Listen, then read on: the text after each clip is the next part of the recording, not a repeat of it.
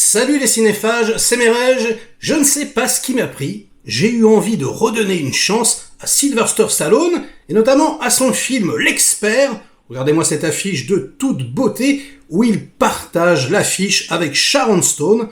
Ah, c'est peut-être ça qui m'a donné envie en même temps, ou peut-être mon collègue John Ali, qui m'a dit un jour en live « Non, mais tu vas voir, c'est sympathique ». Je ne l'avais vu qu'au cinéma, j'en avais gardé un souvenir calamiteux, mais je me suis dit, avec tout ce qu'on prend comme bousasse en ce moment, peut-être que y a une plus-value. On va voir. En plus, le casting est assez cool. Il y a Eric Roberts, il y a James Woods qui fait le grand méchant, etc. Allez, je me suis laissé tenter par l'histoire de Ray Quick. J'adore les blasts dans les années 90. Expert en explosifs. Et donc, qui va dézinguer tout le monde à Miami. Parce que, en fait, il s'est épris de Sharon Stone, qui a une sorte de rôle de femme fatale, un petit peu trouble, de personnalité, un petit peu comme une sirène. D'ailleurs, elle habite dans un appart près de la flotte, etc. Et lui, il succombe à ses charmes, évidemment. Et donc, il va dézinguer un par un tous les membres d'une sorte de crew qui a dézingué le père de Sharon Stone quand elle était petite. Et d'ailleurs, ça commence avec des scènes de flashback totalement ridicule, où les acteurs n'ont pas pris une ride alors qu'il s'est passé plus de 20 ans. Enfin bref, c'est très très bizarre. Ça marche absolument pas, mais bon, passons. Le film a été quand même un gros succès au box-office. Je crois que ça a fait dans les 180 millions de dollars, alors que le film n'en a coûté que 45. C'est sympa, et il est passé par des mains, et vous allez halluciner, quoi. C'est-à-dire qu'au départ, on a confié le projet à David Fincher. C'est incroyable. Et en fait, vu que Alien 3 s'était vautré, ils ont préféré se rabattre sur Luis Loza. Oulala, ouais. Lui, il a disparu depuis dans les limbes de la production hollywoodienne. On lui doit notamment Sniper, un chef-d'œuvre absolu, et Anaconda, un autre chef-d'œuvre. Évidemment, c'est de l'ironie. Et on va dire que celui-ci, qui est à mon sens très mauvais, ça reste son au fait, son plus gros succès. C'est quand même assez incroyable. Et donc ça passe de main en main, et on le propose à Steven Seagal. Oh, c'est génial, franchement. Et Steven Seagal, il accepte de jouer dedans, de réaliser le film, mais il demande 9 millions de dollars. Steven Seagal, donc non, ils ont pris Stallone à la place, et ils ont bien fait, puisque donc le film a été un succès. Mais il y a eu des petits problèmes, le film est parti en reshoot 2-3 fois, parce qu'en fait, quand ils ont fait les projo-tests, ils se sont aperçus que le public était pas content. Déjà, c'est un film, et d'ailleurs Stallone le dit en interview, où il voulait faire quelque chose de beaucoup plus artistique, de beaucoup plus allongé. Il s'est inspiré de sculptures, Bon, vous savez quoi ? C'est bien beau si c'est moi qui le dis, c'est encore mieux si c'est Sly qui s'exprime. On va regarder un tout petit extrait d'interview de l'époque. Franchement, c'est à mourir de rire, c'est parti. I wanted this to be slow, very elongated. I would study sculpture from Rodin and Bourdelle and the way the bodies move, and I said, let's try to duplicate sculpture. Let's try to be very erratic but classy. So if you were to take that picture, it would look like it was 100 years old. Like, it's beautiful rather than, Voilà. Alors, je ne sais pas ce que vous en pensez.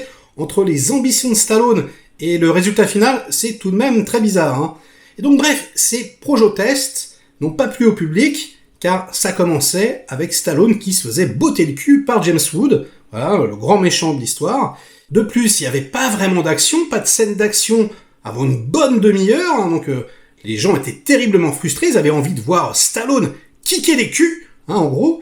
Et puis surtout, c'est James Woods qui volait la vedette. Voilà, il avait donc les meilleures répliques, les meilleures punchlines, et c'est vrai que il y a que lui qui s'en sort à peu près, quoi. Franchement, il est assez drôle, il y a notamment une scène où il fabrique une petite bombe avec un stylo, il met la pression à tout le monde, et c'est assez marrant, enfin voilà, c'est James Woods, quoi, il est toujours très très bon, et il volait littéralement la vedette à Sly. C'était pas possible, donc on a raccourci le rôle de James Woods, et on a rajouté des scènes avec Stallone, et des scènes d'action, notamment une dans un bus, qui a rien à foutre là, qui fait absolument pas avancer l'intrigue. En plus, ça fait passer Stallone pour un gros psychopathe, c'est-à-dire qu'en gros, il y a juste un mec qui prend la place d'une nana enceinte dans un bus, il lui dit fuck you, et là, lui, il enchaîne des crochets, des coups de coude dans la tête, il fait passer des mecs par la fenêtre, t'es là, tu fais waouh! Le mec est complètement cinglé, en fait. C'est assez marrant. Alors, c'est adapté d'un roman, en fait. qui paraissait dans des magazines, voilà, à l'époque, dans les années 40, de 40 à 70, qui s'appelait For Men Only.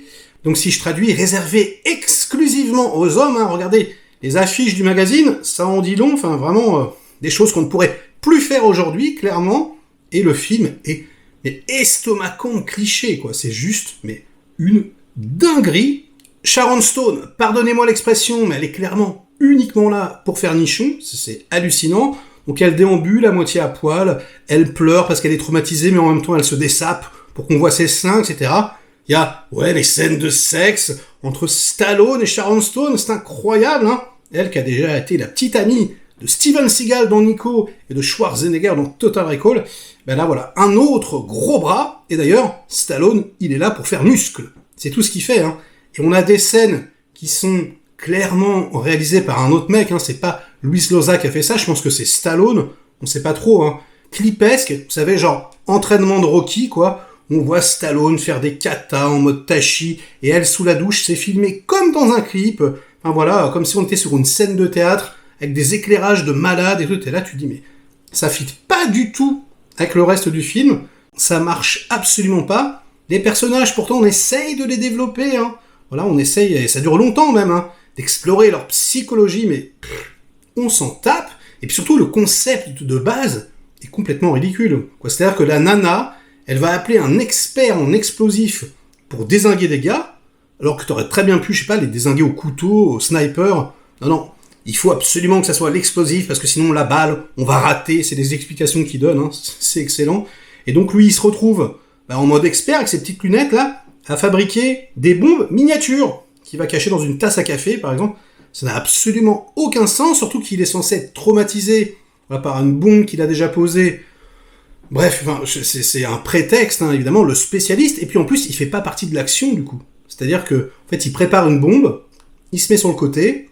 Alors oui, il y a des petites phases marrantes, à un moment donné, un méchant qui se fait dégommer, il tape le code pour sortir sa bagnole, et puis le code se transforme en compte à rebours, il y a une grosse explosion, avec un mannequin en plastique de toute beauté, et lui, il est là, il regarde, il est complètement extérieur, quoi, c'est très très bizarre, et donc, non, je suis désolé de le dire, mais j'ai pas du tout apprécié le revisionnage. J'en avais gardé même un meilleur souvenir que ça, quoi. La seule chose qu'on peut sauver, c'est la musique de John Barry, qui est mortelle. Franchement, une dinguerie, la musique. C'est quand même le mec qui a fait la musique de Danse avec les loups. Et c'est vrai qu'elle est magnifique. Et bon, après, il y a eu des Razzie Awards l'année d'après. Je crois la pire actrice Sharon Stone et le pire couple à l'écran, donc Sly et Sharon Stone. Et franchement, pour moi, c'est mérité. Il y a absolument aucune alchimie. Alors il y a des petites scènes d'action, parfois des petites explosions qui sont sympathiques, mais on sent qu'ils ont rushé le film. Il y avait Blown Away de Stephen Hawking qui devait sortir en même temps, donc voilà. Ils sont obligés de vraiment d'aller très très vite pour faire le film. Et au final, je trouve que c'est un des plus mauvais Stallone. Mais vous me direz ce que vous en pensez en commentaire. Est-ce que je suis trop méchant ? Est-ce que je suis trop gentil ? Ou est-ce que si vous ne l'avez pas revu, je vous ai donné envie de le revoir, parce que franchement, ça vaut quand même le coup d'œil, c'est quand même assez hallucinant. Et sur ces bonnes paroles, ce sera la fin de cette petite rétro-critique. J'espère qu'elle vous aura plu. Likez la vidéo si c'est le cas, délikez-la sinon, inondez-moi de commentaires comme d'habitude pour faire marcher le petit robot YouTube. Et nous, on se retrouve très vite pour de prochaines aventures. Ciao!